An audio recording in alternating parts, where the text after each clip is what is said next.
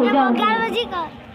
معزز سامعین کرام، اسی مجمع میں اللہ کے نبی کا حقیقی چچا ابو لہب بھی موجود تھا۔ جب اس نے اللہ کے نبی کی اس بات کو سنا تو اس نے نفرت کے ساتھ اپنے ہاتھ کو جھٹکا، کہنے لگا اے محمد، تو نے اس بات کے لیے ہم سب کو یہاں جمع کیا ہے؟ ہم تو کام میں مصروف ہونے والے لوگ ہیں، تو نے تو ہمارا وقت ہی ضائع کر دیا۔ اللہ کے نبی کو گالیاں دیتا ہے، اللہ کے نبی کو برا بلا کہتا ہے، اللہ کے نبی کا مذاق اڑاتا ہوا واپس چلا گیا۔ لیکن اللہ کے نبی کی دو بیٹیاں حضرت رقیہ، حضرت ام کلثوم، جو اس بدبخت ابو لہب کے بیٹوں کے نکاح میں تھی، اس بدبخت ابو لہب نے ان دونوں کو طلاق دلوا دی۔ لیکن ابو لہب کے بڑے بیٹے عتبہ نے تو یہ حرکت بھی کی کہ اللہ کے نبی صلی اللہ علیہ وسلم کی بیٹی کو طلاق بھی دیا۔ اللہ کے نبی کے چہرے پر تھوکا، ارے اس چہرے پر تھوکا جو چاند سے زیادہ حسین، چہرے سے جو چاند سے زیادہ حسین، پھولوں سے زیادہ چمکدار تھا۔ کس لیے تھوکا؟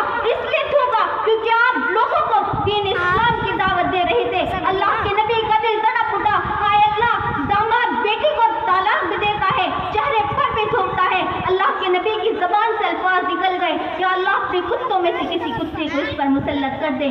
لیکن ایسا ہی ہوا کہ اس کو ایک قافلے سے اٹھا کر ایک بھیڑیا لے گیا اور اس کی چکا بوٹی کر دی۔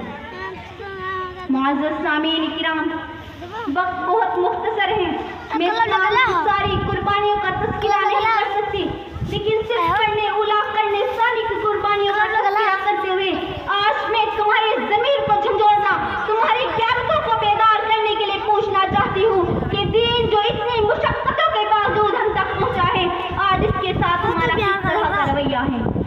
لیکن سچی بات تو یہ ہے کہ آج ہم مسلمان کے دلوں میں اس ایمان کی عظمت، ایمان کی قدر ہرگز بھی نہیں ہے۔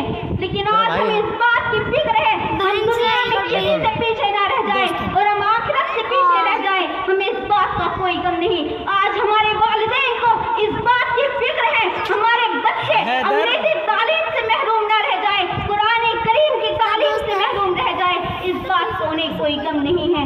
آج ہمارے گھروں سے میوزک گانے کی آوازیں آتی ہیں، مگر اللہ کی قسم ہمارے گھروں سے اللہ کی کتاب قرآن کریم کی تلاوت کی آوازیں نہیں آتی۔ آج ہم ڈرامے فلمیں دیکھنے کے لیے چند گھنٹے نکال سکتے ہیں، لیکن اللہ کی کتاب قرآن کریم کی تلاوت کے لیے چند گھنٹے نکالنا بھی مشکل ہے۔ مسلمانوں باز آ جاؤ، ابھی وقت ہے، نصیحتوں کو مان لو، سمجھ لو، اپنی ذلت و رسوائی کی زندگی سے سبق حاصل کرو۔ ہم چند ہزار سے ہماری قیمتیں